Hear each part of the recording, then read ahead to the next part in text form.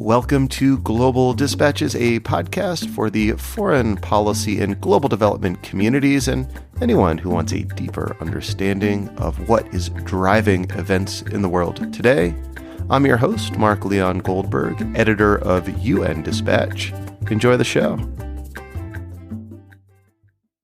United States Senator Chris Murphy wants to radically rein in the president's ability to use military force abroad. Chris Murphy is a Democrat from Connecticut, and along with independent Senator Bernie Sanders from Vermont and Republican Senator Mike Lee from Utah, is a co-sponsor of the new National Security Powers Act. If enacted, this legislation would give Congress far more say in matters of war and peace than it currently enjoys. This includes placing strict limits on the ability of the executive branch to conduct military operations without congressional approval, increased congressional oversight over international arms sales, and reforming how the president is able to declare a national emergency, which can sometimes enable the executive branch to supersede Congress's authorities. This legislation poses important constitutional questions about the proper role of Congress versus the executive branch in U.S. foreign policy, but for the foreign policy audience who congregates around this podcast, it also signals an increased bipartisan exasperation about the unrestrained use of military force around the world by presidents of both parties since 2001. The National Security Powers Act would, in practice, sharply curtail the never-ending, quote, war on terror and serve as a restraint against what is now an ever-expanding list of places around the world in which the U.S. has conducted military operations since 2001. Senator Chris Murphy is on the podcast today to describe the problem he sees this legislation as helping to solve and why he thinks increased congressional oversight on war powers is important for renewing and sustaining American democracy. It is always great to hear from a legislator on an issue like this, and very glad to have Senator Murphy back on the show. And at the very end of this conversation, he does address a question that I think a lot of people who congregate around the United Nations will be interested in learning, so stick through to the end. All right, here is my conversation with Senator Chris Murphy from Connecticut. First of all, thanks for having me on. I'm really proud of this legislation. Senator Lee, Senator Sanders, and I have worked together in the past on Yemen-related issues, but this is the most substantive endeavor that we've been engaged in. It's a pretty comprehensive landmark piece of legislation rewriting the country's laws on war powers, arms sales, and national emergencies. Here's the problem it's seeking to solve.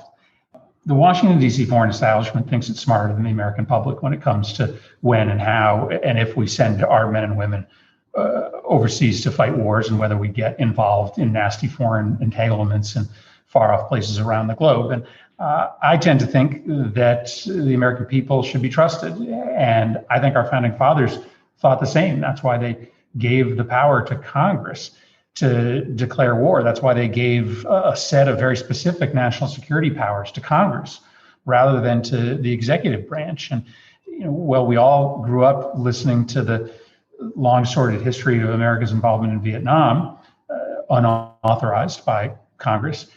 More recently, we've seen the United States get involved in hostilities in Libya and Yemen that I would argue didn't accrue to the national security benefit of the United States, that the American public probably wouldn't have authorized if they had been asked. So I think it's time to rein in the executive's ability to fight wars overseas. I also think it's time to limit their ability to sell weapons overseas without more public input. And I also think that there's too much permissive power in the executive branch to declare national emergencies, which gives the executive branch all sorts of power without the people weighing in. So this is a pro-democracy bill. And for many of us who worry about the health of our democracy and worry about the slide away from democracy in other parts of the world, well, we have to be willing to do things, pass legislation that actually breathe life back into our own system of self-determination. And the fact of the matter is, when it comes to national security decisions, lots of power has been moving from the legislative branch to the executive branch. I think that's come at a cost to American security. I think that's also come at a cost to the health of our democracy, and that's what our legislation seeks to remedy. Can you walk listeners through the three key provisions of the legislation? Three key provisions are as follows. First, it is a comprehensive rewrite of the War Powers Act. Probably would single out two important changes. It does shorten the time frames. It requires the president to come to Congress earlier. It defines what kind of hostilities require an authorization from Congress in a way that isn't today. But the two big changes to our powers are, one, it says if a authorization has not been granted by Congress, then the funding for that overseas endeavor is immediately and automatically terminated. Right now, Congress has to not only pass an authorization, but if the president continues to move forward with a military engagement without an authorization, Congress has to rescind the funding for that authorization, get it signed by the president.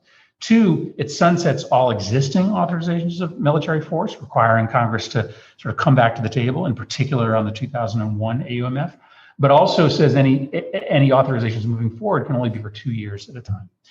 On arms sales, again, it essentially just flips the presumption. Instead of Congress's current power, which is to reject a sale through a resolution that has to be signed by the president, which effectively takes Congress out of the game, because in order to overturn an arms sale that the president supports, you have to have a veto-proof majority. This legislation says no. For arms sales of a certain size, Congress has to proactively approve that arms sale, or it can't go forward at all. And then lastly, similarly on national emergencies, it says the president can't declare the national emergency without a positive vote from Congress. And after a period of time, the national emergency ceases to exist unless Congress has endorsed it. Now, admittedly, we can get into this. This is going to require a lot more work for Congress.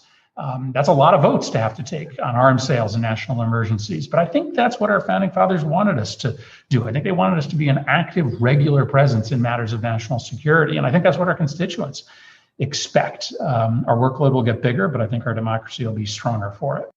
What you are proposing is a really radical shift or rethink of Congress's role in the war on terror and in national security issues. I mean, have you seen much momentum from your fellow senators or fellow members of Congress, or what reception have you had from the Biden administration, if any? Yeah, I mean, no president or no executive, willingly gives up power, and I admit that this is a very comprehensive rewrite of the nation's national security statutes, but I believe it's getting back to original intent. I believe that it is necessary to pass this legislation in order to recover the founding fathers' original intentions. I think we have more support now than we have in the past. You've got this concurrent effort that I'm involved in, but being led by Senator Kaine and Senator Young to rewrite the 2001 AUMF. That has another group of Republicans and Democrats that will likely support it. I do think that there's more interest now than ever, as we've seen some mistakes be made, most recently in Yemen by the executive branch. Congress, I think, is more interested now than ever in correcting it. Now, do I think that this entire piece of legislation is going to pass the Congress in the near future? Probably not. But the idea is that this starts a conversation and that maybe there are pieces of this that can be taken out and debated on their own or attached to bigger pieces of legislation moving forward. So we're speaking, I think, maybe 10 days after the Biden administration launched a series of drone strikes in Somalia. Drones were apparently, dispatched to attack al-Shabaab militants who were fighting Somali special forces. There are no U.S. boots on the ground.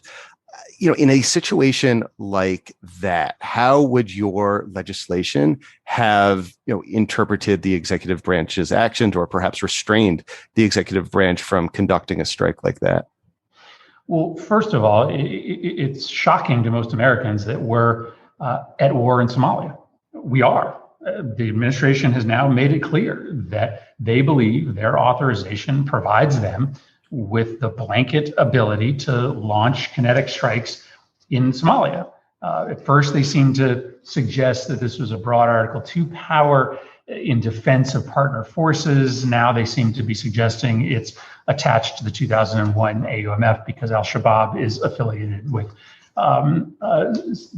terrorist groups that are already subjects of authorizations. The justification has been very murky.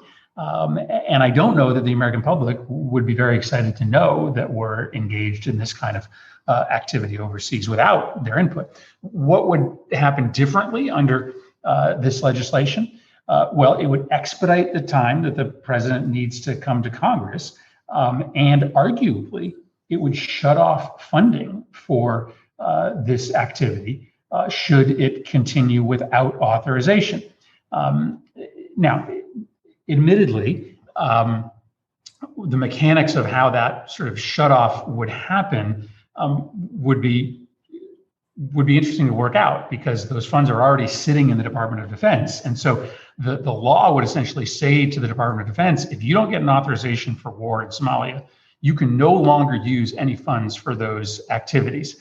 I imagine that the executive branch might contest the constitutionality of that provision. This might all end up in the courts, but the difference is right now, the only way Congress can stop what's going on in Somalia is to pass a piece of legislation that says we are no longer going to fund any military operations inside that country. This legislation would make that cessation of funding automatic. I'm curious to learn from you where the genesis of this idea of this legislation came from. Was there like an aha moment when you realized that you needed to pass something like this, where the provisions, those kind of three key provisions, began to crystallize? I mean, for me, this goes back to my election to Congress. So I was, elected in the wave year of 2006. I was an opponent of the Iraq War. I got elected because of that opposition. I couldn't understand why Congress had sat on the sidelines and let the executive branch perpetuate a war that seemed so distant from our national security objectives, and nobody had asked questions as it was going so badly. So from the minute I got to Congress, I was deeply invested in this mission of trying to restore Congress's oversight responsibilities with respect to war making. But more recently, it probably has been the war in Yemen that has most animated me. I think it was a grave mistake for the United States to help the Saudis perpetuate that war. I think our participation in that war ended up with hundreds of thousands of Yemenis being killed had we opposed it from the beginning. And I'm deeply offended that there was never a debate in Congress, that my constituents were never asked whether their hard-earned taxpayer money should go into it. And this legislation is a means to make sure that that doesn't happen again. And I think that that's a matter of saving lives, better expending taxpayer dollars, and making Americans think that folks aren't making decisions for them in Washington, which is what they think happens here. They don't think that they are listened to. They think that Washington operates on its own momentum. And the war making that has gone on, both under Democratic and Republican presidents, has further eroded people's confidence in the efficacy of democracy. So I also think that helps in that effort as well. Your response reminds me of last time we spoke in I believe 2016 in the wake of the JCPOA. And I remember you said something, and I'll paraphrase, somewhat exasperated, that you didn't realize when you were supporting the JCPOA that you were supporting this unrestricted sale of arms to Saudi Arabia that they would then use to prosecute this war in Yemen. And, I take it from your answer that part of your intention with this legislation is to give you and your colleagues in Congress more power to restrain the executive branch's ability in terms of arms sales to certain countries around the world. Yes. The scope and the size of our arms sales is massive. today compared to what it was a decade ago, especially in the Middle East. And there are huge consequences that come with the way in which we engage in this kind of arms trade. We found that the weapons we were selling to the United Arab Emirates were finding their way into the hands of militias fighting inside Yemen. We provide legitimacy to brutal regimes overseas when we continue to be in such high-class weapons business with dictators. And so the fact that the sales are happening at a much more dizzying pace than they were a decade or 2 or 3 decades ago, I think means that Congress has to have a firmer hand in these decisions. We tend to focus on the big sales, the sales that go to the Saudis or the Emiratis or the Israelis, but there's a whole class of lower level arms sales and security agreements happening with countries in Africa and Asia that get very little notice and end up giving some of the same kind of cover to brutal regimes in those places as well. So I just think Congress has been kind of okay with outsourcing all of this to the administration because it is a lot of work and it's not as easy to identify friends and enemies today as it was a generation ago. But given the amount that we're doing, I think it requires Congress to get in at an earlier stage. Part of your legislation requires, in practice, the repeal of the 2001 AUMF, which, of course, was authorized to fight al-Qaeda and their affiliates after 9/11. I mean, I was in college at the time. You were probably, the state legislature or something like that, I presume, back in 2001. But, here we are 20 years later. And again, as you said, the 2001 AUMF was used to justify and to legally justify these most recent drone strikes last week in Somalia. I mean, what does it say to you that a AUMF, that emergency provision, 20 years old, is now being used to prosecute drone wars today? Well, no one would have imagined in 2001 that we would still be operating under that AUMF 20 years later, never mind use it to be involved in counterterrorism operations in perhaps dozens of countries. What the administration will say is that these terrorist groups, they move seamlessly from one country to the next. They change their names frequently. Their affiliations are constantly shifting. And so to define specifically the name of the enemy or the territory upon which we fight is problematic.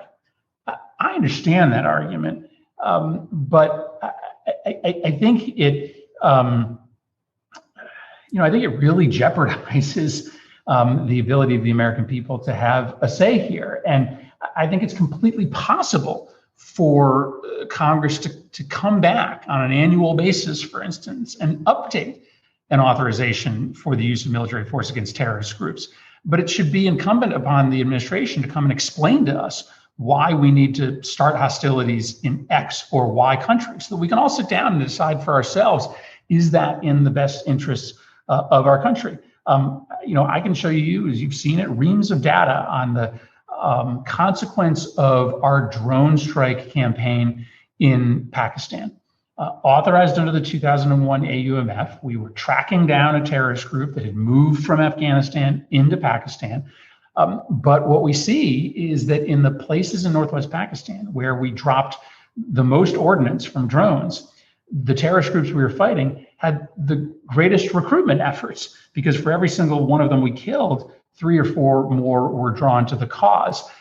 We should be able to talk about that in Congress. The American people should know that and then be able to make the decision for themselves as to whether we should be at war in Pakistan, when they thought in 2001 that they were supporting an authorization to go to war in Afghanistan. All of that should be debated. It can be debated. The administration can come and ask for changes to the authorization, and Congress should be willing to do that job. So many people who listen to this podcast tend to congregate around the United Nations. So I wanted to maybe sneak in one last question to you. In the context of a more restrained U.S. foreign policy in terms of the application of military force. What role do you see the United Nations or, say, even UN peacekeeping playing in advancing or supporting U.S. national security interests or other multilateral platforms? A key role. Listen, the case that I have been making for years here is that we are just fundamentally mis-resourced to fight the battles that matter to the United States, that we have way too many resources on the military side and not enough on the civilian, humanitarian, democracy, human rights, governance, economic development side. And the bad news is that misallocation is enormous. We're spending 10 times as much money on intel and military assets as we are on smart power. The good news is we have lots of potential partners to work with.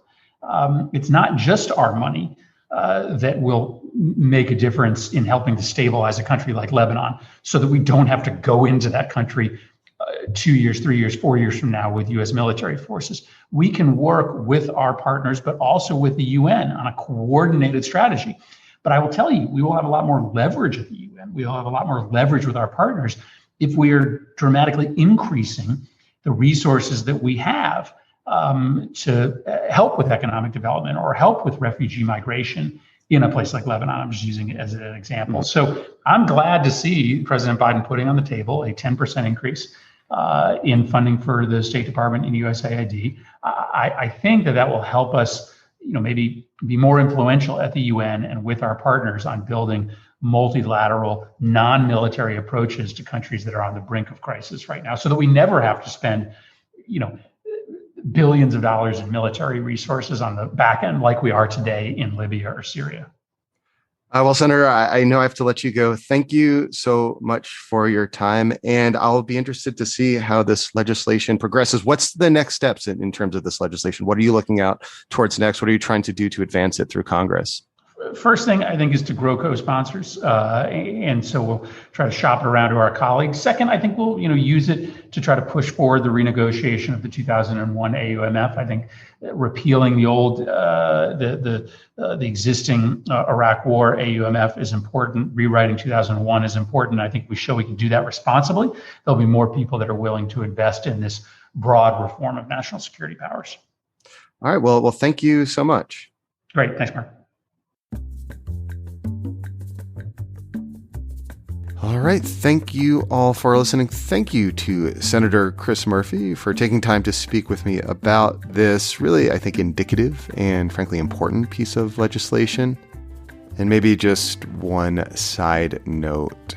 Senator Murphy referenced being first elected to Congress in the wave election of 2006. He was actually elected to the Connecticut district in which I was born and raised. And in our conversation, he mentions that it was his opposition to the Iraq War that propelled his victory. And I'll just say that having grown up in that district throughout my childhood, it was very much a Republican-leaning area, sometimes represented by Democrats, but mostly by Republicans, moderate Republicans, back when there was such a thing. And since then, the entire state delegation of Connecticut has been Democrat, which was very much a consequence of a rejection of Bush and the Iraq War that he championed. Anyway, just a little kind of interesting insight into a corner of American political history and the impact and influence of questions on war and peace over American domestic politics. All right, we'll see you next time. Thanks. Bye.